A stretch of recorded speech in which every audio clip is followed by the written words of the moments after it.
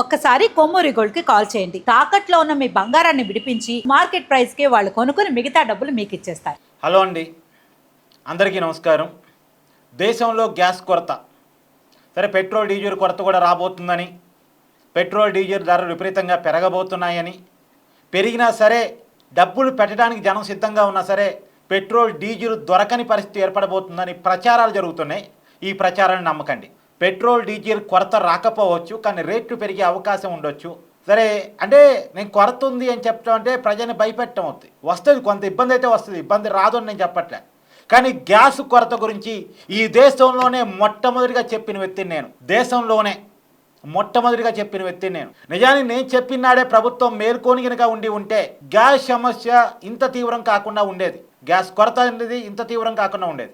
నిజానికి ఇప్పుడు ప్రజెంట్ దేశంలో నడుస్తుంది ఏంటంటే, అంటే ప్రభుత్వం ఏమో అసలు గ్యాస్ కొరత లేదు అని చెప్తుంది, కానీ రియాలిటీలో గ్యాస్ కొరత కనపడుతున్న గ్యాస్ కొరత నిజం. ప్రభుత్వం చెప్తున్న గ్యాస్ కొరత లేదు అనే దాంట్లో కూడా కొంత నిజం ఉంది.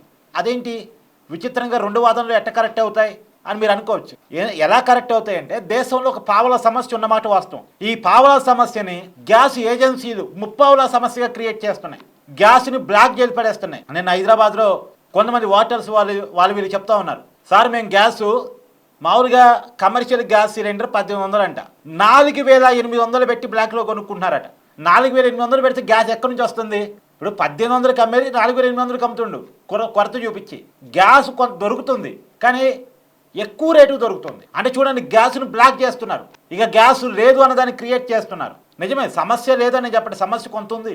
ఆ సమస్యను అడ్డం పెట్టుకొని, రియాలిటీని అడ్డం పెట్టుకొని బ్లాక్ మార్కెటింగ్ చేసుకుంటున్న ఏజెన్సీలు 1800 ఖర్చు అయ్యేటువంటి గ్యాస్ సిలిండర్ 4800 అమ్ముతున్నారు అంటే పరిస్థితి ఎంత భయంకరంగా ఉందో. మళ్ళీ నేను చెప్తుంది హైదరాబాద్లో, బయట నగరాల్లో ఎలా ఉందో నాకు తెలియదు. ఇక్కడ కొంతమందితో మాట్లాడినప్పుడు నాకు తెలిసిన విషయాన్ని మీతో షేర్ చేసుకుంటున్నాను.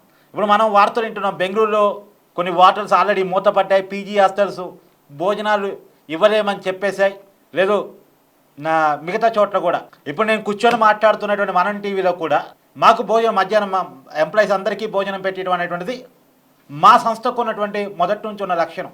కానీ మాకు భోజనం సప్లై చేసేవాళ్ళు కూడా సరే ఇబ్బంది అవుతుందని చెప్తున్నారు. గ్యాస్ ఇబ్బంది అవుతుంది, సప్లైకి ఇబ్బంది అవుతుంది, భోజనాలు సప్లైకి అని చెప్తున్నారు. అంటే రియాలిటీ అది మనకు కనపడుతుంది. సమస్య కళ్ళ ముందు కనపడుతుంది, సమస్య కనపడుతున్న సమస్యను కనపడట్లేదని చెప్పకూడదు. రియాలిటీలో దేశంలో సమస్య ఉంది, ప్రభుత్వం దాన్ని ఒప్పుకొని తీరాలి. కాకపోతే సమస్యను ఎక్కువగా క్రియేట్ చేసే ప్రయత్నం గ్యాస్ ఏజెన్సీలు చేస్తున్నాయి, దాని మీద చర్యలు తీసుకోవాలి. అంటే వాళ్ళ విషయంలో ముందుగానే ప్రభుత్వం మేల్కొని ఉంటే సమస్యని వాడుకునే వాళ్ళు ఉంటారు అనేటువంటి విషయాన్ని ముందే గమనించి కనుక ఉంటే, సమస్య రాబోతుందని కనుక ప్రభుత్వం ముందే మేల్కొని ఉంటే ఇవాళ మరీ సమస్య ఎక్కువగా కనపడేది కాదేమో. హైదరాబాదులో ఉన్నటువంటి పీజీ హాస్టల్స్ అన్నీ కూడా నిన్న సమావేశమయ్యి మాకు గనక కమర్షియల్ గ్యాస్ సప్లై చేయకపోతే మేము హాస్టల్స్లో వాళ్ళకి ఫుడ్ పెట్టలేమని చెప్పి తేల్చి చెప్పారు. హైదరాబాదులో లక్షలాది మంది స్టూడెంట్స్ కావచ్చు, జాబ్ హోల్డర్స్ కావచ్చు, హాస్టల్స్లో ఉండి తింటూ వాళ్ళ జాబులు చేసుకుంటూ ఉంటారు. ఇవాళ లక్షలాది మందికి ఫుడ్ ఇబ్బంది వచ్చింది అంటే నానా రకాల తిప్పలు అవుద్ది, నానా రకాల ఇబ్బంది అవుద్ది. ఇప్పటికీ హైదరాబాదులో స్టార్టర్స్ మెనూలు మార్చేశారు. నో స్టార్టర్స్ అని బోర్డులు పెడుతున్నారు. ఓన్లీ బిర్యానీ, రైసు ఇంతవరకే ఉన్నాయి. ఇవైతే ఎలక్ట్రికల్ స్టవ్ల మీద కూడా చేయొచ్చు కాబట్టి అది ఎక్కువ గ్యాస్ పట్టేటువంటి వాటిని దాదాపుగా క్లోజ్ చేస్తున్నారు. ఇప్పుడు హైదరాబాదులో ఒక ప్రముఖ స్టార్ హోటల్లో ఒక్క రోజులో 50 సిలిండర్లు వాడతారట. ఒక్క రోజులో 50 సిలిండర్లు. ఎందుకు 50 సిలిండర్లు ఖర్చు అవుతుందంటే స్టార్టర్స్ ఎక్కువ చేస్తూ ఉంటారు. అక్కడికి వచ్చేటువంటి అక్కడ అంటే ఆ హోటల్స్ బుక్ చేసుకునే వాళ్ళంతా కూడా రకరకాల పెళ్లి వేడుకలు, ఎంగేజ్మెంట్స్, రకరకాల ఫంక్షన్ల కోసం బుక్ చేసుకుంటూ ఉంటారు కదా హోటల్స్. వాటికి ప్యాకేజ్ కింద ఫుడ్ సప్లై చేస్తూ ఉంటారు. ఆ ఫుడ్ సప్లైలో ఎక్కువగా స్టార్టర్స్ ఉంటుంటాయి. స్టార్టర్స్ అంటే ఎక్కువ దానికి గ్యాస్ పట్టింది, ఎక్కువ ఆయిల్ కూడా పట్టింది. ఇప్పుడు ఇవన్నీ కొరత వచ్చే పరిస్థితి ఉందనే కారణం చేత, ఆ గ్యాస్ సిలిండర్ కొరత కారణం చేత దాదాపుగా ఆ స్టార్టర్స్ బంద్ చేశారట. నిజానికి ఇలాంటి రెస్టారెంట్స్ కొన్ని స్టార్టర్స్ కనుక కొన్నాళ్ళు బంద్ చేస్తే మళ్ళీ గ్యాస్ కొంత అక్కడ ఖర్చు అంటే అక్కడ వినిమయం తగ్గిందంటే ఆ గ్యాస్ మందం మిగతా వాళ్ళు సప్లై చేయొచ్చు. నిన్న ఒక ఫోటో వైరల్ అవుతుంది. షాగోష్ హోటల్ హైదరాబాద్లోనే ఒక పెద్ద ప్రముఖ రెస్టారెంట్. ఆ షాగోష్ హోటల్లో కట్టెల పొయ్యి మీద బిర్యానీ వండుతున్నారు.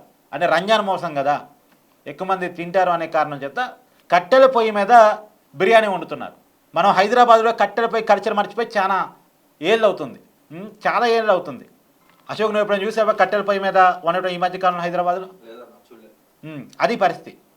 హైదరాబాద్లోనే పుట్టి పెరిగాడు కెమెరామెన్, కానీ తను పుట్టి పెరిగిన తర్వాత చాలా ఏళ్ళ నుంచి హైదరాబాద్లో కట్టెల పొయ్యి చూడలేదు, కానీ ఇవాళ చూస్తున్నాం. చాలా రెస్టారెంట్స్, హోటల్స్ ఎలక్ట్రిక్ స్టవ్లు కొనుగోలు చేసి దాని మీద ఫుడ్ వండుతున్నాయి. సరే, ఎలక్ట్రిక్ స్టవ్ల మీద మేజర్గా రైస్ వండొచ్చు, కొన్ని కర్రీస్ చేయొచ్చు మోస్ట్లీ. సో అన్ని రకాల వంటకాలు అయితే కొంత సాధ్యం కాకపోవచ్చేమో, చూడాలి ప్రాక్టికల్గా. ఏదేమైనా ఒక ఇబ్బందికరమైన వాతావరణం అయితే కనపడుతుంది. మనందరం కూడా జాగ్రత్తగా ఉండాలి, ప్రత్యామ్నాయ మార్గాలు దృష్టి పెట్టాలి, గ్యాస్ జాగ్రత్తగా వాడుకోవాలి. సమస్య మన ప్రభుత్వాల వల్ల వచ్చింది కాదు, మనకు తెలిసి వచ్చింది కాదు. ఇరాన్ వర్సెస్ ఇజ్రాయెల్ అమెరికా యుద్ధం వల్ల క్రియేట్ అయిన సమస్య. మన దేశానికి రావాల్సినటువంటి గ్యాసు చమురు సప్లైలో దాదాపు 50-60% హార్మోజ్ జలసంధి నుంచి వస్తుంది. అది ఇరాన్ మీదుగా ఉండేటువంటి జలసంధి. దాన్ని ఇరాన్ మూసివేసింది, అక్కడ దాడులు చేస్తూ ఉంది. ఆ పరిస్థితి వల్ల ఇవాళ మనకి ఇబ్బంది వచ్చింది. గ్యాస్ సప్లై ఆగిపోవటం ఫలితంగా, చమురు సప్లై ఆగిపోవటం ఫలితంగా. సరే, చమురు విషయంలో కొంత మనకి రష్యా సహకారం ఉంది కాబట్టి, రష్యా నుంచి కొనుగోలు చేస్తున్నాం కాబట్టి చమురు ఇబ్బంది అంతగా రాకపోవచ్చు, చూద్దాం ప్రాక్టికల్గా రాబోయే కాలంలో. కానీ గ్యాస్ సమస్య అయితే ఉంది. ఉన్నదాన్ని ఇంకొద్దిగా పెంచి గ్యాస్ ఏజెన్సీలు చూపిస్తున్నాయి. ప్రభుత్వం కూడా నిన్న రియాక్ట్ అయింది. గ్యాస్ ఉత్పత్తిని పెంచుతున్న దేశంలో ఉత్పత్తి సామర్థ్యం మామూలుగా ఇచ్చిన పర్మిషన్స్ కంటే కూడా ఎక్కువ సామర్థ్యంతో గ్యాసుని ఉత్పత్తి చేస్తున్నారు. సో ఏది ఏమైనా సమస్యని షార్ట్అవుట్ చేయడానికి అన్ని రకాల ప్రయత్నాలు జరుగుతున్నాయి. మోస్ట్లీ ఇంకొక వారం 10 రోజుల్లో యుద్ధం కూడా ముగింపు తీసుకొచ్చిద్ది అనేటువంటి ఒక ఆశ కూడా కనపడతా ఉంది. సో కొద్దిగా మనం ఓపిక పడితే, సహనంగా ఉన్న వనరులని జాగ్రత్తగా వాడుకుంటే, ఇప్పుడు ఎవరికి వాళ్ళు గ్యాసు అయిపోతుందని కారణం చేత గ్యాసు బండ ఉన్నప్పటికీ కూడా స్టోర్ చేసుకునే ప్రయత్నాలు చేయకండి. స్టోర్ చేసి అంటే ముందే అందరూ స్టోర్ చేసుకునే ప్రయత్నాలు చేస్తే నిజంగానే కొరత ఏర్పడుద్ది, నిజంగానే ఇబ్బంది ఏర్పడుద్ది. ఒక్కసారిగా ఏదో కొరత వస్తుందనగానే మన డిమాండ్ ఒక్కసారిగా పెరిగిపోయింది. ఇప్పుడు నేను చూస్తున్నా వంట నూనెకి ఇబ్బంది వస్తుందని చెప్పేసి మామూలుగా విజేత, రత్నదీప్ ఈ షాపింగ్ మాల్స్ ఉంటాయి కదా, ఈ షాపింగ్ మాల్స్లో ఉన్నటువంటి ఆయిల్ మొత్తాన్ని కూడా కొనుగోలు చేసేస్తున్నారు. ఒక్కొక్కరు 2-3 క్యాన్లు కొనుగోలు చేసేస్తున్నారు. ఒక్కసారిగా అందరూ 2-3 క్యాన్లు కొన్నారు అంటే రేపటి రోజున లేటుగా మేల్కొని ఆయిల్ కొందాం అనుకునేవాడికి ఆయిల్ దొరకదు. ఇప్పుడు మామూలుగా ఏ షాపింగ్లో అయినా ఏముంటుంది, ఆ షాప్లో ఈ రోజుకి ఎన్ని ఆయిల్ క్యాన్స్ అమ్ముడుపోతాయి అన్న దాన్ని బట్టి వాళ్ళ డిమాండ్ బట్టి సప్లై చేయించుకుంటూ ఉంటారు. కానీ సప్లై కంటే డిమాండ్ ఒక్కసారిగా పెరిగింది అనుకోండి, ఎవడు ఇవ్వలేడు. ఆయిల్ కొరత కనపడింది. మళ్ళీ ఆయిల్ కొరత ఉంది అనేది ఒకటి క్రియేట్ అయిందంటే మళ్ళీ ఆయిల్ని బ్లాక్ చేసే వాళ్ళు ఉంటారు. ఆయిల్ రేట్ని పెంచుతారు. అంటే మన ఇళ్లలో ఉండే వంట నూనె గురించి చెప్తున్నాను నేను మీకు. సో సమస్య ఉంటే ఒక రకం, సమస్యను వాడుకునే వాళ్ళు కూడా దేశంలో చాలామంది ఉన్నారు. సో చాలా జాగ్రత్తగా ఉండండి. మీరు మీ ఏరియాల్లో మీరు ఫేస్ చేస్తున్న ప్రాబ్లమ్స్ కూడా కామెంట్ చేయండి. ఎలాంటి ప్రాబ్లమ్స్ వస్తున్నాయి రియాలిటీలో అనేటువంటిది.